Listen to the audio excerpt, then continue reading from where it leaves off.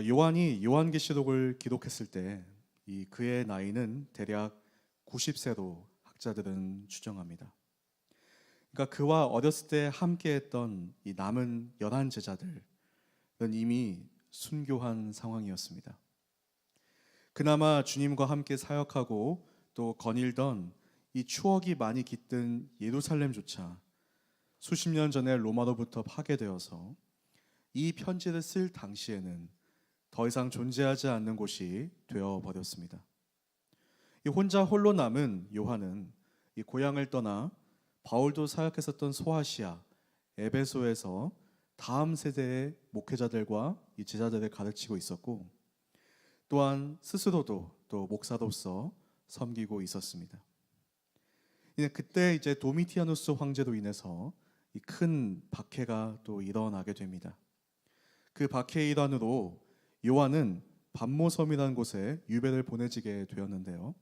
우리 9절 말씀 함께 읽어보도록 하겠습니다.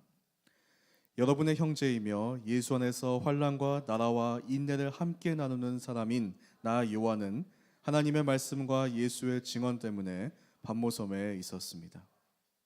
그러니까 어떤 이는 그래도 끝까지 다른 제자들처럼 죽임은 당하지 않고 유배를 감내하면서 나이가 많은 이 로마에서 조금 봐준 것이 아닐까라고 생각할 수도 있는데요. 근데 그러기에는 요한이란 인물은 예수님의 마지막 남은 제자로서 그 의미가 너무 컸기에 죽음보다 훨씬 더 큰 고통을 주기 위해서 이 강제 노역을 하는 반모섬에 보내지게 된 것입니다. 역사학자에 따르면 굴 속에 들어가서 광물을 캐는 일이 반모섬에서 진행했는데 요한이 거기서 일했을 확률이 높다라고 합니다. 여러분 상상해 보시면 이 90세가 된 노인이 컴컴한 굴 안에 들어가서 이 광물을 캐는 일을 매일 힘겹게 하고 있다는 것을 우리가 생각해 본다면 이 계시록을 쓴 상황이 얼마나 비참하고 또 힘든 상황이었을지 생각해 볼 수 있을 것입니다. 요한은 이런 질문을 했겠죠. 이렇게 주님의 교회는 끝나는 것일까? 가족보다 더 가까웠고 사랑했던 이 제자들의 피로 세운 교회이고 또 더불어 수많은 형제 자매들의 희생을 통해서 세워진 이 교회가 과연 이렇게 헛되이 끝나게 되는 것일까? 라는 질문을 던지면서 요한이 기도 가운데서 계속 하나님의 뜻을 구하면서 씨름하고 있었습니다. 여러분도 그런 고통의 터널의 시간을 지나는 순간들이 있으셨나요? 어떻게 해결해야 할지 방법이 보이지 않고 또는 이 괴로움과 허무의 연속이 계속 이어지면서 지금도 겪고 계신 분들이 계실까요? 요한처럼 기도 가운데서 하나님과 씨름하면서 왜 이 고난을 나에게 허락하셨는지, 아무리 열심히 예배드리고 또 봉사에 참여해도 나의 상황은 나아지지 않고 있고, 아침마다 내가 길거리를 걸으면서 버스에서, 차에서, 학교에서, 직장에서 계속 마음속에 작은 소리로 신음하면서 부르짖는 내 기도에 아무 응답이 없으신지 묻고 계신 분이 계시나요? 저는 오늘 이 말씀이 당시 이 계시를 접했던 요한에게도 위로와 힘이 되었던 것처럼 여러분에게도 주님께서 말씀과 기도 시간을 통해 친히 나타내 주시고 여러분을 다시 일으키는 역사가 있기를 소망합니다. 자, 말씀 보겠습니다. 지금 요한 자신을 이 육체와 정신적으로 괴롭히는 바로 그 고통의 장소인 이 굴 속에서 그는 드디어 기다렸던 주님의 음성을 듣게 됩니다. 10절에서부터 13절 함께 우리 읽도록 하겠습니다. 나는 주의 날에 성령께 사로잡혀 있었는데 내 뒤에서 울리는 나팔 소리 같은 큰 음성을 들었습니다. 말씀하시기를 내가 본 것을 책에 기록해 그것을 7 교회 곧 에베소, 서머나, 버가모, 두아디라, 사데, 빌라델비아, 라오디게아 교회로 보내라라고 하셨습니다. 나는 내게 말씀하신 음성을 알아보려고 몸을 돌렸습니다. 내가 몸을 돌렸을 때 7 금촛대가 보였고 그 촛대들 사이에 인자 같은 분이 끌리는 옷을 입고 가슴에 금띠를 띠고 계셨습니다. 아멘. 그러니까 주의 날, 즉 오늘과 같은 이제 주일이죠. 이 주일날 그는 성령의 감동을 받아서 이제부터 본 것을 기록해서 7개 교회에 보내라는 큰 음성을 듣습니다. 이 처음에는 그 나팔소리 같은 음성이 누군지 요한은 알아차리지 못했습니다. 그래서 그가 몸을 돌렸을 때 그가 처음 본 것은 먼저 7 금초대를 발견하게 됩니다. 그리고 그 사이에는 이 예수님과 같이 생긴 분이 제사장에 오신 끌리는 옷과 가슴에 금띠를 띠고 있는 것을 보게 되었습니다. 요한은 그때 그곳이 어디인지 직감적으로 바로 알았을 것입니다. 바로 하나님의 성전이었던 것입니다. 이 고대 유대인들은 이 하늘과 땅이 연결되어 있다고 믿었습니다. 분리된 것이 아니라 연결되어져 있는데 이 하늘의 보좌에서 하나님께서 무엇인가 결정을 하는 순간 그것이 바로 땅에도 영향을 끼친다라고 믿었던 것입니다. 자, 근데 땅과 하늘이 그러면 연결하는 통로는 무엇이었을까? 그들은 그것이 바로 성전이다라고 생각했던 것이죠. 성전은 하늘과 땅이 만나는 바로 그 자리이다라고 믿었던 것입니다. 근데 지금 요한이 굴 속에 있었지만 이 기도를 통해서 그는 갑자기 땅과 이 영원한 하늘이 맞닿아 있는 그 놀라운 지점에 인 성전에 와 있는 것이죠. 앞서 말씀드렸듯이 땅에 있었던 예루살렘 성전은 이미 파괴되었습니다. 그리고 예루살렘 성전에서 수백 킬로나 떨어진 유배지의 굴 속에 요한은 갇혀 있었는데 그 비천한 상황 가운데서도 요한은 참된 성전이신 예수 그리스도를 통해서 이 완전한 성전을 다시 경험하고 보고 있었던 것입니다. 주님이 계신 곳이 바로 하늘과 땅이 맞닿아 있는 곳, 거룩한 땅, 하나님의 나라, 참된 성전인 것입니다. 저는 이 순간에 이 장면을 보면서 구약의 광야에서 떨기나무로 하나님을 만난 모세가 생각났습니다. 그 또한 왕궁에서 쫓겨나서 도망자로 살면서 광야에서 양치기를 하고 있던 그가 그 소망이 없고 절망만 있다고 생각했던 바로 그 사막에서 떨기나무로 나타난 하나님을 통해 그 땅은 거룩한 곳이었고 그 땅은 버림받은 곳이 아니라 하나님이 임재하시는 바로 성전이라는 것을 깨달으면서 내 신발을 벗으라 라고 했던 그 장면이 떠오릅니다. 아니면 야곱도 생각을 해볼 수 있습니다. 형을 속이고 자신의 목숨을 구하기 위해 도망하던 중에 베개도 벨 것이 없어 돌을 베개를 두고 잘 때 이 천사들이 하늘에서 사닥다리를 타고 오르락 내리락 하는 것을 보면서 그곳이 바로 하나님의 집이었구나. 그래서 이름을 베델이라고 불렀던 것이 떠올랐습니다. 가장 비참하다고 생각한 그곳이 사실 놀라운 하나님의 역사의 시작점이 될 수도 있는 것입니다. 지금 내가 생각할 때 가장 힘들다고 생각하는 나의 인생의 이 순간이 주님을 만났을 때, 주님이 임재하셨을 때 그곳은 하나님의 역사가 시작되는 놀라운 곳이 될 수 있는 것입니다. 모세도, 야곱도, 그리고 오늘 우리가 보고 있는 요한도, 또한 우리도 다시 비전을 받고 일어서서 새로운 인생을 출발할 수 있습니다. 기도는 우리의 영적인 현실을 보여줍니다. 기도하지 않는 사람의 눈에는 이 땅만 보이는 것이죠. 그러나 기도하면 눈이 열려서 영적인 세계가 보이기 시작하는 것입니다. 이 땅의 비참한 상황만이 현실이 아니라 하나님의 통치가 있는 하나님 나라 또한 내가 처한 또 다른 현실임을 우리는 동시적으로 발견하게 되는 것이죠. 내 삶 가운데 내 삶이 정말로 소망이 있을까? 내가 정말로 내가 꿈꿀 수 있는 삶을 살아갈 수 있을까? 이런 판단은 이 땅만 보이는 반쪽짜리 현실만 바라보면서 할 것이 아니라 영적인 눈이 떠져서 영적인 현실을 포함한 이 전체적인 이 사실을 바라본 후에 우리가 그 다음에 판단해도 절대 늦지 않습니다.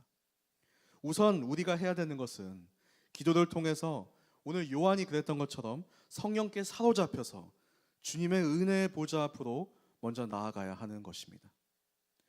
요한은 13절에 인자 같은 분이라는 표현을 통해서 그분이 정말 예수님인지 확실히 알지 못했음을 보여줍니다. 그 이유는 그가 어렸을 때 보았던 그 주님의 모습과 지금 보고 있는 주님의 모습이 확연히 달랐기 때문입니다. 요한이 어떻게 예수님을 표현하는지 함께 14절부터 16절까지 말씀을 같이 읽어보도록 하겠습니다. 시작. 그분의 머리와 머리칼은 흰 양털과 눈처럼 희고 그분의 눈은 타오르는 불과 같고 그분의 발들은 용광로에서 재련된 청동 같고 그분의 음성은 맑는 물소리와 같았습니다. 그분은 오른손에 7뼈를 들고 계셨으며 그분의 입에서는 저의 날선검이 나왔고 그분의 얼굴은 해가 힘있게 비추는 것 같았습니다. 요한이 묘사하는 예수님의 모습은 일반적으로 세상 사람들이 생각하는 1세기 때 중동 지역에서 이리저리 유랑했던 이 종교 창시자의 모습도 아니고 또 우리 그리스도인이 보통 생각하는 이 친구같이 편하고 따뜻한 분의 모습도 역시 아니었습니다. 요한이 본 예수님의 모습은 도저히 인간의 생각으로는 이해하기 어렵고 그려지지 않는 어떠한 거대한 우주를 바라보고 있는 그런 느낌인 것을 우리가 볼 수 있는 것이죠.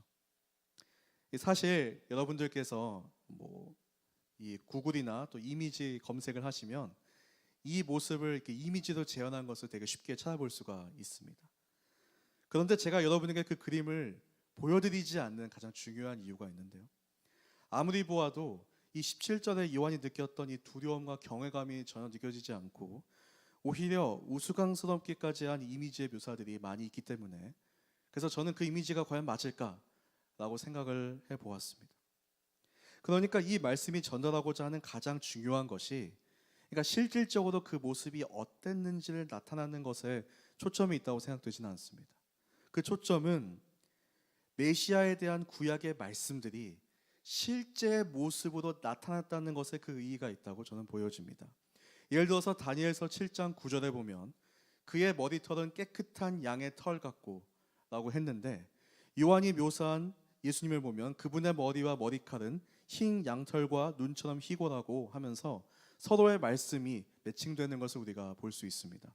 또는 이사야서 49장 2절에 보면 그분의 내 입을 예리한 칼처럼 만드셨다라는 말씀이 오늘 예수님의 입에서 좌우의 날선검이 나오는 것으로 말씀이 실체화되었다라는 것을 우리는 볼 수 있는 것입니다. 그 모습을 본 요한은 바로 확신할 수 있었죠. 이분이 정말 예수님이시다. 이분이 하나님이시구나라는 것을 요한은 바로 확신할 수 있었습니다. 하나님이 친히 내 앞에 나타나셨다. 근데 요한의 반응이 어땠을까요?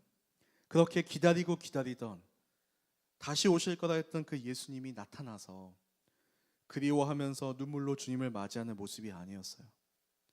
아니면 옛날처럼 우리가 요한복음을 보면 이 그분의 품에 안기어서 식사하던 어렸을 때 그 요한의 그 어떠한 친근한 반응이 아닙니다. 우리 17절 18절 말씀 함께 읽어보도록 하겠습니다. 내가 그분을 볼 때 나는 죽은 사람처럼 그분의 발 앞에 엎드려졌습니다. 그러자 그분이 자기의 오른손을 내게 얹고 말씀하셨습니다. 두려워하지 마라. 나는 처음이요 마지막이다. 나는 살아있는 자다. 나는 죽었었으나 보라. 나는 영원토록 살아있는 자니 나는 죽음과 음부의 열쇠들을 가지고 있다. 요한이 주님을 볼 때 죽은 사람처럼 굳어 그분 발 앞에 엎드려졌다라고 기록합니다. 하나님을 대면했기 때문에 일어나는 자연스러운 현상이라고 생각할 수도 있지만 사실 그 주님의 모습 앞에 발견된 자신의 모습이 더 저는 중요한 이유라고 생각합니다.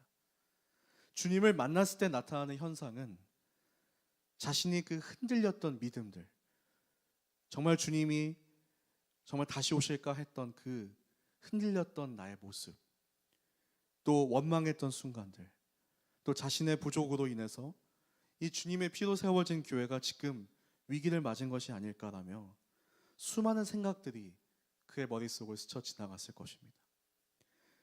주님이 다시 나타나기만 한다면 내가 반드시 따져야지 했던 그 마음들은 싹 사라지고 오히려 자신의 죄와 연약함을 명확히 직시하게 된 것이죠. 이 주님의 절대적인 빛 가운데도 드러난 나의 죄로 나는 죽을 수밖에 없는 죄인임을 우리는 다시 발견하게 되는 것입니다. 이 주님 앞에 가까이 가면 갈수록 우리의 불평, 불만과 원망은 회개로 변화됩니다. 왜냐하면 그 빛이 내 내면의 어두운 면들을 비출 때 그제서야 발견되는 것은 내가 처한 환경이 빛도 없는 어두운 동굴이 아니라 바로 나 자신이 그 어두운 동굴임을 발견하게 되는 것이죠. 내가 얼마나 주님의 은혜가 필요한 존재인지 깊이 뼈저리게 느낄 때까지 우리는 기도해야 하는 것입니다.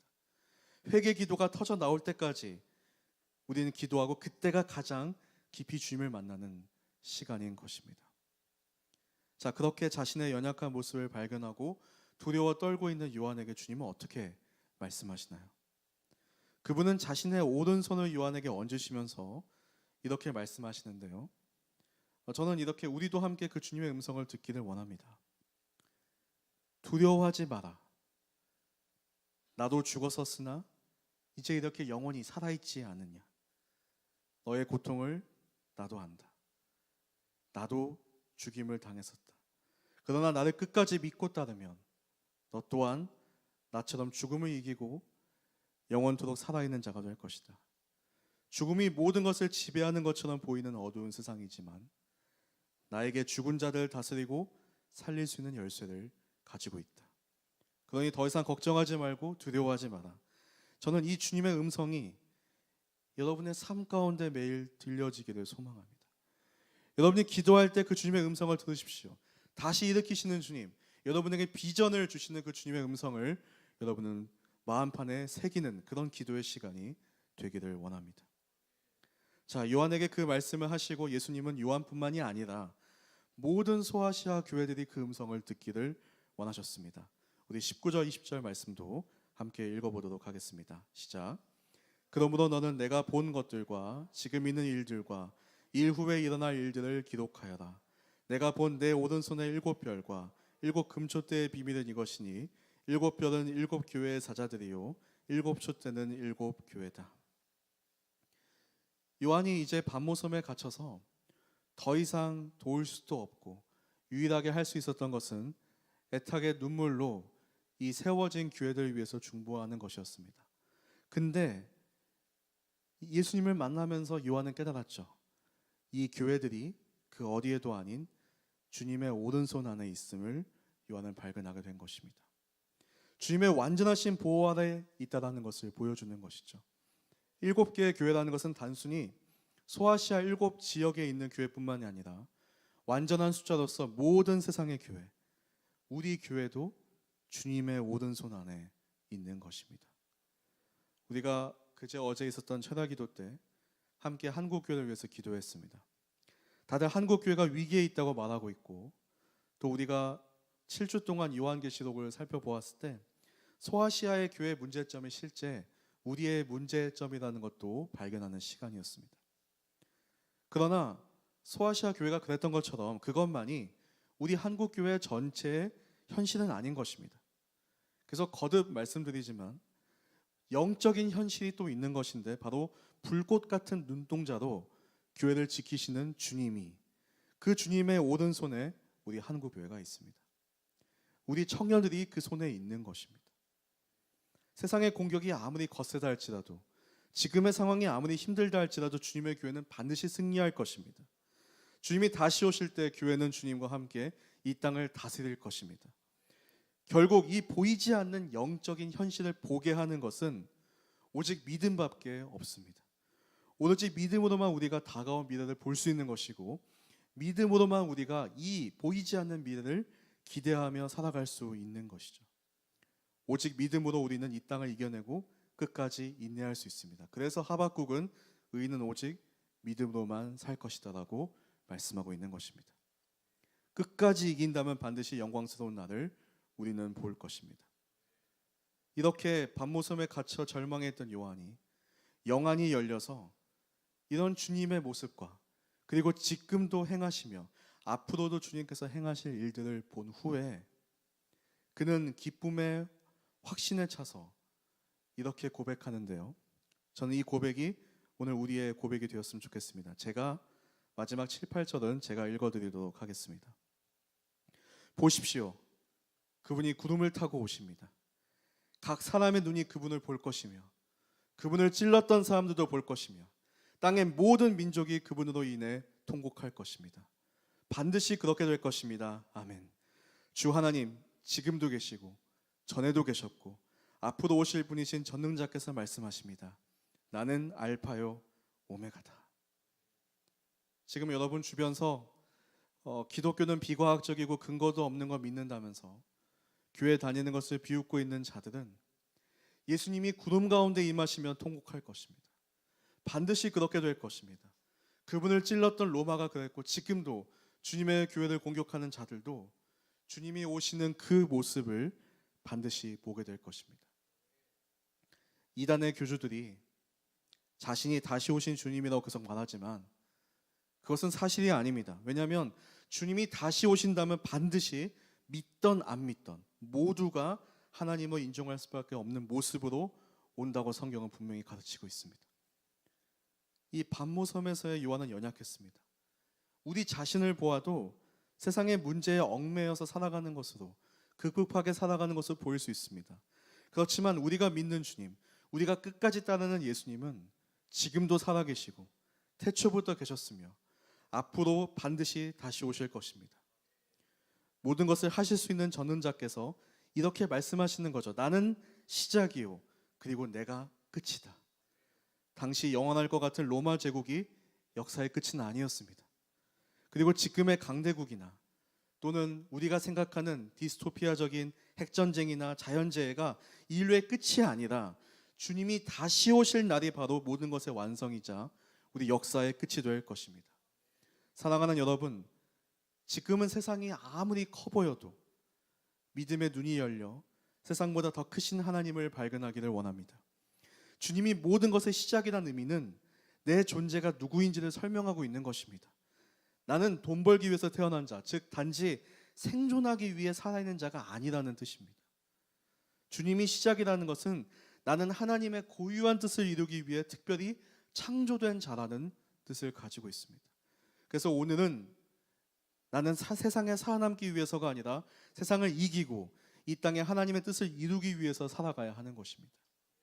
또한 주님이 모든 것의 끝이라는 의미는 내가 어디로 목표를 두고 살아야 할지를 보여줍니다. 큰 부자가 되는 것이나 장소에서 건강을 얻는 것이나 좋은 직장, 자가 집 소유가 우리 삶 가운데 필요할 수는 있지만 그것들이 우리의 필요를 넘어서 인생의 목표가 될 수는 없는 것입니다. 우리의 목표는 다시 오실 예수님이 완성하실 그 하나님 나라에 지금부터 동참하는 것입니다. 직장인으로서, 학생으로서, 가족의 일원이나 친구로서 우리는 내가 있는 그곳에서 주님의 말씀대로 살 때 하나님 나라가 그곳에 임할 것이고 하나님 나라는 그렇게 세워져 나갈 것입니다. 주님의 오심을 기대하면서 우리는 영원한 삶에 우리의 삶의 목적과 종점을 두어야 할 것입니다. 저는 우리 영안이 열려 그 영적인 현실이 눈에 보이기 시작할 때 우리는 지금의 힘듦과 고통을 새롭게 재해석하게 됩니다. 안 아프다는 것이 아닙니다. 그러나 주님 안에서 그 아픔은 무의미하지 않을 것입니다. 왜냐하면 주님이 선하게 우리의 삶을 지금도 이끌고 가시기 때문입니다. 반드시 그것이 좋은 경험이든 힘든 경험이든 모든 것이 합하여서 완전히 선하게 이루실 주님을 기대하십시오. 그러니까 여러분들 기도하십시오. 여러분의 힘듦을 가지고 주님께 나아가십시오. 요한의 인생의 바닥에서 씨름하면서 주님께 나아갔던 것처럼 여러분도 그 간절한 마음으로 주님께 나아가십시오. 그럴 때 영안이 열려서 여러분을 자신의 오른손에 꼭 붙드시고 불꽃 같은 눈동자로 보호하시며 날 위해 죽으시고 살아나신 바로 처음이자 마지막이신 주님을 반드시 볼 것입니다. 그리고 주님은 반드시 다시 오실 것입니다. 아멘.